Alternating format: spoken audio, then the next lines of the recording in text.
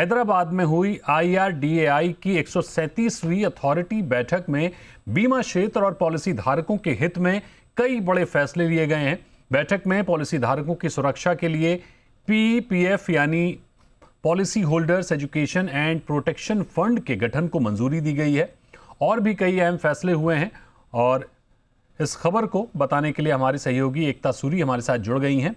बताइए एकता, क्या अहम फैसले हुए हैं?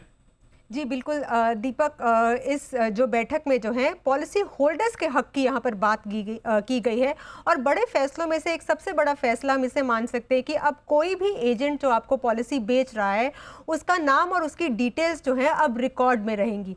इसका मतलब ये हुआ कि अगर मिस सेलिंग हो रही है, आपको गलत वादों के साथ या गलत फैक्ट्स के साथ पॉलिसी बेची जा रही है, तो वो एम्प्लॉय जो है अब अकाउंटेबल हो सकता है, उसकी जॉब पर खतरा हो सकता है। पहले क्या होता था, एक इंस्टीट्यूशन का नाम आता था कि आपको XYZ बैंक ने मसलन पॉलिसी बेची है, लेकिन यहाँ पर अब उस एम्प्लॉय का क्योंकि नाम होगा तो इसलिए जो है अकाउंटेबिलिटी बढ़ गई है।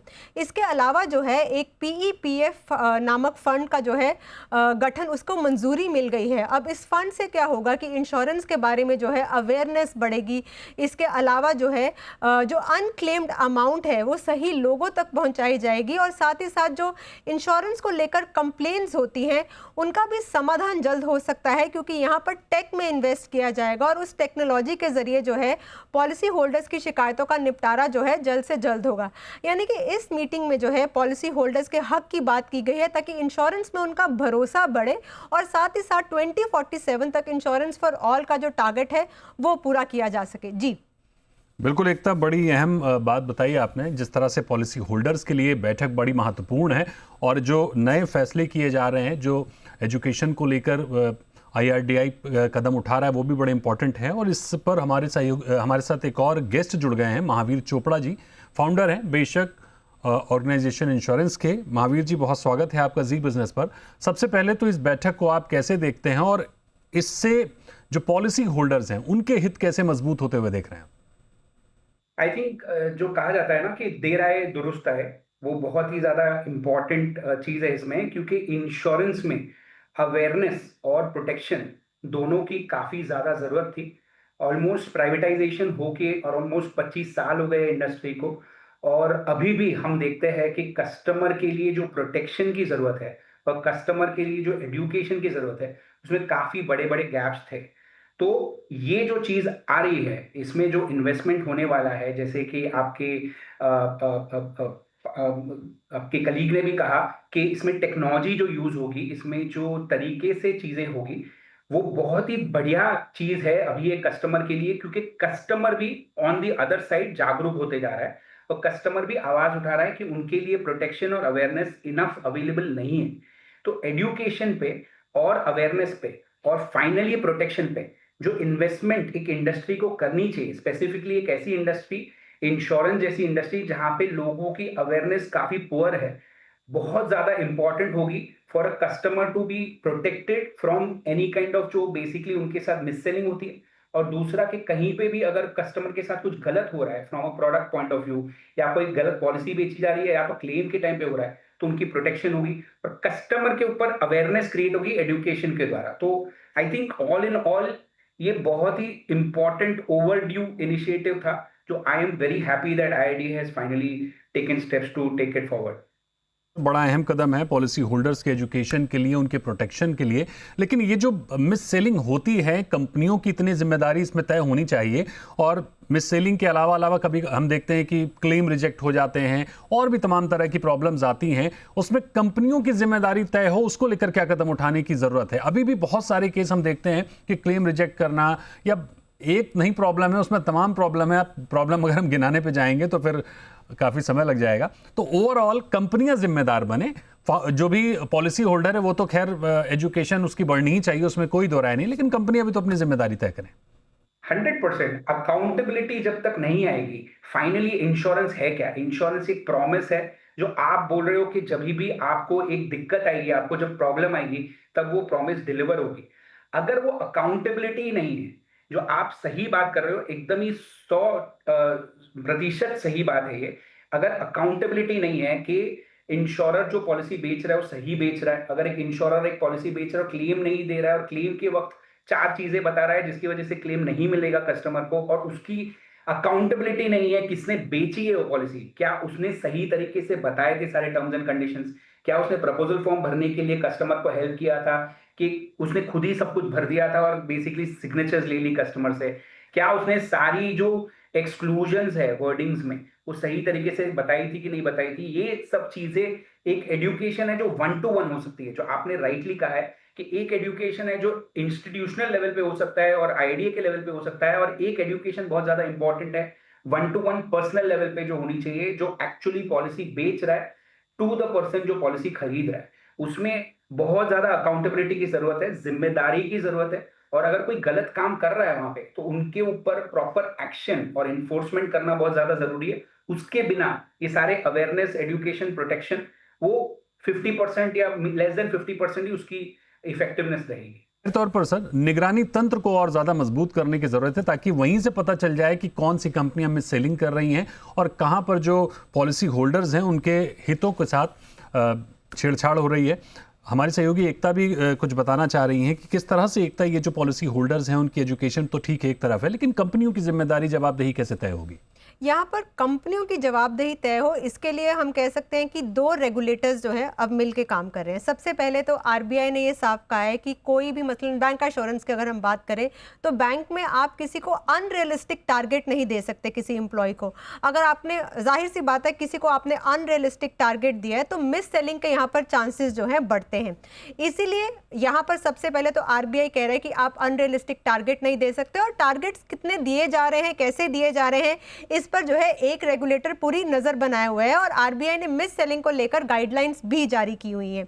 इसके अलावा अगर हम आईआरडीएआई की बात करें तो वो भी अब अकाउंटेबिलिटी बढ़ाने के लिए, एक तो जिस एजेंट ने आपको पॉलिसी बेची है उसका नाम और उसकी डिटेल्स जो हैं अब वो एक तरह से रिकॉर्ड में रहेंगी। जाहिर सी बात है, अगर मिस सेलिंग हुई है तो उसकी जॉब जो है खतरे में आ सकती है, उसको कहीं ना कहीं जो है भरना पड़ सकता है गलत तरीके से पॉलिसी बेचने के लिए। तो यहाँ पर दोनों जो हैं हम कह सकते हैं रेगुलेटर मिलकर काम कर रहे हैं। इसके अलावा आईआरडीएआई चेयरमैन तो ये भी कह रहे हैं कि अक्सर होता क्या है, मिस सेलिंग किस वजह से होती है, लालच में आते हैं लोग कमीशन को लेकर, इसलिए कमीशन को लेकर भी जो है यहाँ पर आईआरडीएआई एक बड़ा बदलाव जो है वो लेकर आने वाला है। एक कंसल्टेशन पेपर जारी हो सकता है कि कौन सी पॉलिसी जो है कितनी मुश्किल से बेची जा रही है, या फिर जो पॉलिसी बहुत आसानी से बेची जा सकती है उसकी कमीशंस जो है उसी हिसाब से तय हो। ये कंसल्टेशन पेपर जो है एक्सपेक्टेड है। यहाँ पर तो ये भी आईआरडीएआई चेयरमैन कह रहे हैं कि अगर किसी का क्लेम रिजेक्ट हुआ है तो पहले क्या होता था कि अगर कोई आईआरडीएआई ओम्बड्समैन के पास जा रहा है, ओम्बड्समैन ने कंपनी से पूछा कि आपने क्लेम क्यों रिजेक्ट किया है, कंपनी अपना स्वीट टाइम जो है यहाँ पर बाय कर रही है, या फिर आधे अधूरे डॉक्यूमेंट्स एक बार दे रही है, फिर बाकी के डॉक्यूमेंट्स दूसरी बार दे रही है। तो आईआरडीएआई यहाँ पर ये भी कह रहा है कि आपकी जवाबदेही बनती है, आपके पास समय सिर्फ 7 दिन का है, आप 7 दिन के अंदर जवाब दीजिए कि आपने क्लेम क्यों रिजेक्ट किया है। और ऐसा नहीं कि आप जो डॉक्यूमेंट्स जो है आप किश्तों में उसे भेजें, आप उसको एक ही बार भेजें, 7 दिन के अंदर भेजें, और अगर ओम्बड्समैन को कोई एक्स्ट्रा डॉक्यूमेंट चाहिए तो वो भी आप 3 दिन के अंदर भेजें। आप यहाँ पर अपना स्वीट टाइम बाय नहीं कर सकते, आपकी अकाउंटेबिलिटी है कि आपने क्लेम क्यों रिजेक्ट किया।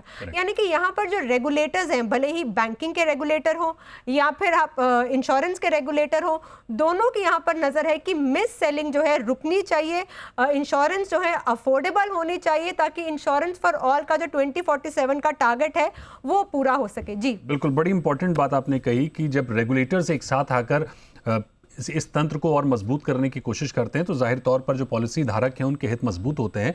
महावीर जी, इस पर मेरा एक और सवाल ये होगा, जैसे एकता ने बड़ी खूबसूरती से, बड़ी ट्रांसपेरेंट तरीके से समझाया कि ऐसा नहीं है कि सरकार काम नहीं कर रही है या रेगुलेटरी काम नहीं कर रही है, आरबीआई है, आईआरडीएआई है, काम कर रही है, ओम्बुड्समैन भी काफ़ी सतर्क रहता है। इसमें टेक्नोलॉजी कितना बड़ा रोल निभा सकती है इसे और बेहतर बनाने में, जो निगरानी तंत्र है वो और मजबूत हो, क्विक रिस्पॉन्स मिल सके?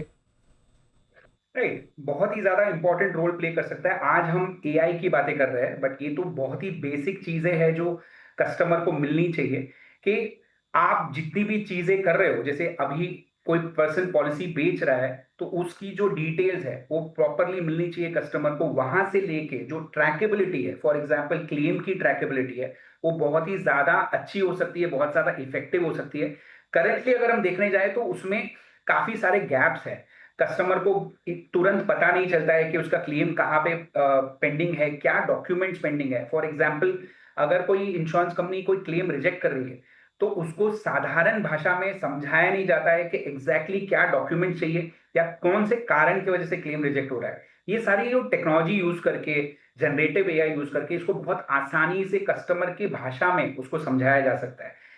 सिमिलरली जो डिस्प्यूट्स होते हैं कस्टमर के, कि कस्टमर डिस्प्यूट्स के लिए जा रहा है, कि वो रिड्रेसल के लिए जा रहा है, आईडी के पास जा रहा है, ओम्बुड्समैन के पास जा रहा है, कंज्यूमर कोर्ट के पास जा रहा है, उसकी भी ट्रैकेबिलिटी जो है वो काफी ज्यादा इंप्रूव हो सकती है। बहुत सादा जो केसेस होते हैं वो बहुत simple open and shut cases होते हैं, जहां पे इंश्योरेंस कंपनी ने कुछ एक स्मॉल रीजन की वजह से कोई क्लेम रिजेक्ट किया होता है। ये एक्चुअली टूल्स जो है वो जो कंज्यूमर कोर्ट्स तो नहीं ऑब्वियसली, बट ओम्बुड्समैन के लिए यूजफुल हो सकते हैं, जहां से वो यूज करके इसको फास्ट ट्रैक में बहुत सारे जो डिस्प्यूट्स है उसको रिजॉल्व करने के लिए यूज कर सकती है।